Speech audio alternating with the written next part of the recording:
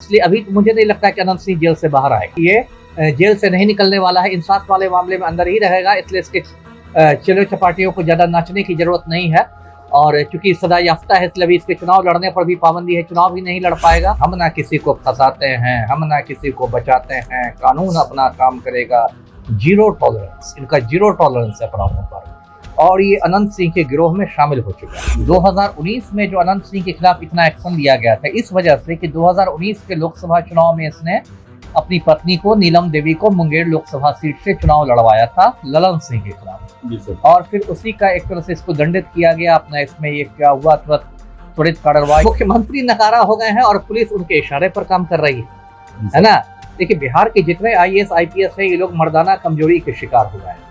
इतने नपुंसक, इतने कमजोर, इतने स्पाइनलेस कि इनमें हिम्मत नहीं है कुछ बोलने की। एक्शन की बात तो दूर हो गई। नमस्कार, आप देख रहे हैं द बिहार टॉप। मैं हूं आदेशपुरी। बिहार में मौजूदा सरकार जो कि 19 सालों से चल रही है, उनका यही कहना है कि कानून का राज है, सुशासन हमारी पहचान है, न हम किसी को बचाते हैं न फंसाते हैं। लेकिन आज कुछ देर पहले अभी एक फैसला आया है अनंत सिंह को लेकर। उन्हें AK-47 रखने जो मामला जो था उसमें साक्ष्यों के अभाव में बरी कर दिया गया है। ऐसे में प्रश्न उठता है, बिहार में चाहे लक्ष्मणपुर बाथे हत्याकांड हो, सनारी हत्याकांड हो या फिर बथानी टोला हत्याकांड हो, जितने भी हत्याकांड है, लोअर कोर्ट जितने अभियुक्त है उन्हें उम्र कैद या फांसी की सजा सुनाती है, लेकिन हाई कोर्ट जाते जाते सभी अभियुक्त बरी हो जाते हैं। अभी देख ले, रुपेश सिंह हत्याकांड जो हुआ था पटना में ही, उसके आरोपी भी साक्ष्यों के अभाव में बरी हो गए, अनंत सिंह भी बरी हो गए। हमारे साथ इसी मुद्दे पर बात करने के लिए पूर्व IPS अधिकारी अमिताभ कुमार दास जी हैं। इन्हीं से हम समझेंगे, सर बिहार में पुलिस की क्या कार्यप्रणाली है सर, इन्हीं अनंत सिंह को पकड़ने के लिए 2019 में आपको याद होगा कितना हाय तौबा क्या क्या नहीं किया गया, और 2024 आते आते साक्ष्यों के अभाव में, उस समय इतने साक्ष्य थे, लोअर कोर्ट ने 10 साल की सजा सुना दी, हाई कोर्ट जाते जाते ये साक्ष्य कहाँ चले जाते हैं। देखिए, बिहार में जो सिस्टम है वो मैं कह सकता हूँ पूरी तरह ध्वस्त हो चुका है। अब देखिए, दर्शक देख ही रहे होंगे किस तरह हमारे जो मुख्यमंत्री हैं पलटू राम, जो सुशासन का ढोल बजाते हैं, कहते हैं कि हम ना किसी को फंसाते हैं, हम ना किसी को बचाते हैं, कानून अपना काम करेगा। जीरो टॉलरेंस, इनका जीरो टॉलरेंस है अपराधों पर। और ये अनंत सिंह के गिरोह में शामिल हो चुके हैं। तो देखिए, आपने 2019 की बात की, मैं दर्शकों को पूरा मामला बताता हूँ। ये जो बात हो रही है, अभी कुछ घंटे पहले पटना हाईकोर्ट से खबर आई है कि अनंत सिंह को जो AK-47 वाला मामला था, उस मामले में पटना हाईकोर्ट ने, ऑनरेबल हाईकोर्ट ने बरी कर दिया है साक्ष्य के अभाव में। अब ये मामला है 2019 का। उस समय जो ASP थी बाढ़ अनुमंडल की, लिपि सिंह, जो IPS है और RCP सिंह की बेटी भी है, उसने इसके अनंत सिंह का जो पुस्तैनी गाँव है, बाढ़ थाना अंतर्गत पड़ता है, लदवा में इसके पुस्तैनी घर पर रेड किया था और AK-47 बरामद किया था। फिर आर्म्स एक्ट का केस हुआ बाढ़ थाना में। फिर उसने चूहा बिल्ली का खेल हुआ, अनंत सिंह भागा, फिर उसने दिल्ली के कोर्ट में सरेंडर किया, दिल्ली से आया, फिर इसको ट्रायल हुआ, ट्रायल में इसको लोअर कोर्ट ने 10 साल की सजा सुनाई। उस समय ये मोकामा का विधायक था, क्योंकि 2 साल से ज्यादा की सजा थी इसलिए इसकी विधायकी चली गई।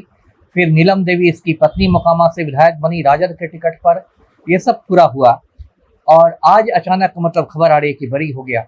अब देखिए, बरी होने पर मैं मतलब ये नहीं हूँ, कोई चौंक नहीं रहा हूँ, क्योंकि दोनों में राजनीतिक कारण थे। 2019 में जो अनंत सिंह के खिलाफ इतना एक्शन लिया गया था, इस वजह से कि 2019 के लोकसभा चुनाव में इसने अपनी पत्नी को, नीलम देवी को, मुंगेर लोकसभा सीट से चुनाव लड़वाया था ललन सिंह के खिलाफ। और फिर उसी का एक तरह से इसको दंडित किया गया। अपना इसमें ये क्या हुआ, त्वरित कार्रवाई, ये वो, पकड़ो धकड़ो, चार्जशीट दो, ट्रायल हो, सब हो। उसके बाद देखिए, अभी 24 चल रहा है, 5 साल में बहुत राजनीतिक समीकरण बदले हैं। अब क्या हो गया है कि अब मुख्यमंत्री ही उसके गिरोह में शामिल हो गए हैं। तो अभी जो ये मामला चल रहा था, इसे मुख्यमंत्री का आदेश था, मतलब सारे सरकारी वकीलों को आदेश था, सारे पुलिस अधिकारियों को आदेश था, अभियोजन पक्ष को आदेश था कि एकदम मतलब मदद करनी है, अनंत सिंह की मदद करनी है। कोई तो मदद करने में ये क्या हुआ, अब मैं डिटेल्स तो बाद में दिखूंगा, लेकिन होता क्या है कि जो इस तरह के आर्म्स एक्ट के केस रहते हैं, मुख्य गवाह पुलिस वाले ही रहते हैं, क्योंकि पुलिस वाले ही रेड करते हैं, वही जाते हैं, वही पकड़ते हैं। 1-2 स्वतंत्र गवाह बनाए जाते हैं, लेकिन मेन गवाह पुलिस वाले ही रहते हैं।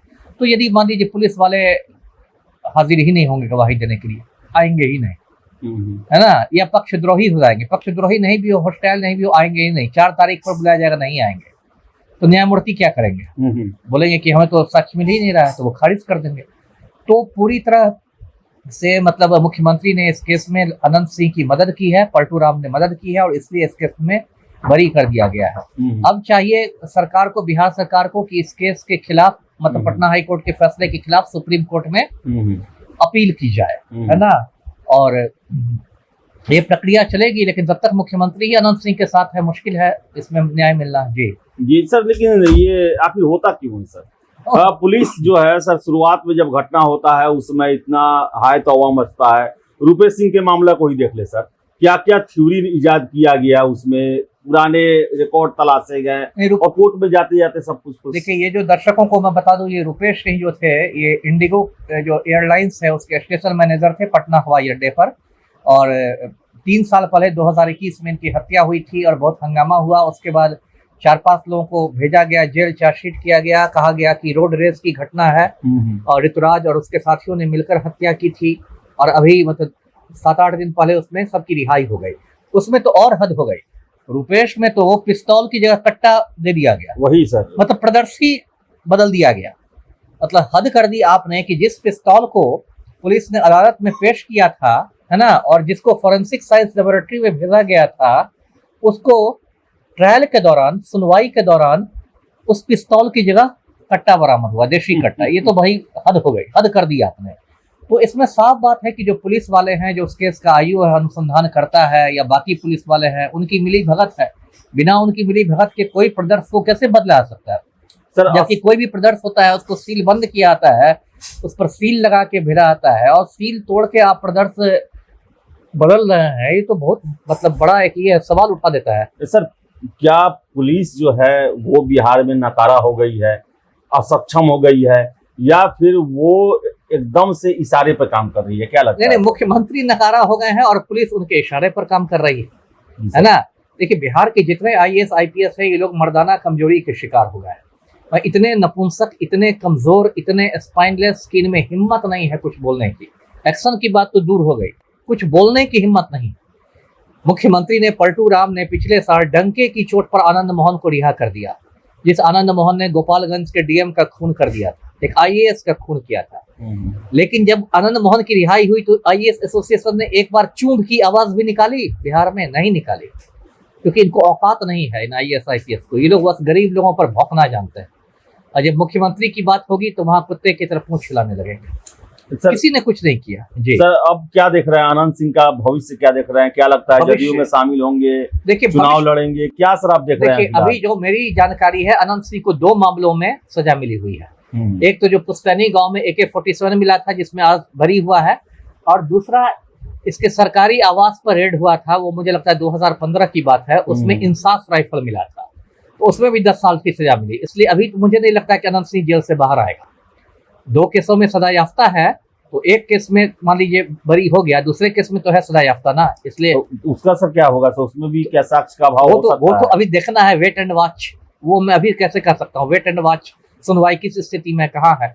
लेकिन अभी निकट भविष्य में ये जेल से नहीं निकलने वाला है, इंसाफ वाले मामले में अंदर ही रहेगा। इसलिए इसके चलो चपाटियों को ज्यादा नाचने की जरूरत नहीं है। और चूंकि सजा याफ्ता है, इसलिए अभी इसके चुनाव लड़ने पर भी पाबंदी है, चुनाव भी नहीं लड़ पाएगा। हाँ, इसको एक केस में आप कह सकते हैं राहत मिली है, एक केस में राहत मिली है।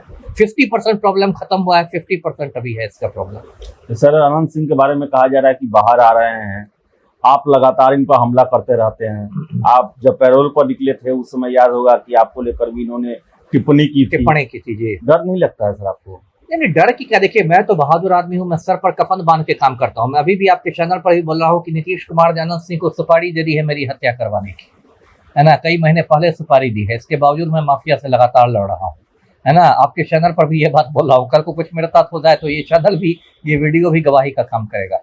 लेकिन मैं डरता वरता नहीं हूँ, मैं माफिया से लड़ता रहूंगा। और माफिया से लोहा लेने के लिए कोई तो बिहार में मर्द का होना जरूरी है ना, तो वो मैं काम कर रहा हूँ। जी सर। तो अमिताभ दास जी थे और इनका साफ साफ कहना है कि एक मामले में राहत मिली है अनंत सिंह को, और ये पुलिस का जो है वो नकारापन है। सरकार के संरक्षण के तहत जो है ये AK-47 मामले में बाहर आ रहे हैं। लेकिन अभी एक और मामला इन पर चल रहा है, तो जेल से रिहाई फिलहाल संभव नहीं लगती। अब देखने वाली बात है क्या 2015 के इंसास मामले में भी इनको राहत हाई कोर्ट या सुप्रीम कोर्ट से मिलती है या नहीं। फिलहाल इस वीडियो में इतना ही। वीडियो पसंद आया लाइक शेयर करें, हमारे चैनल द बिहार टॉप को सब्सक्राइब जरूर कर लें। धन्यवाद।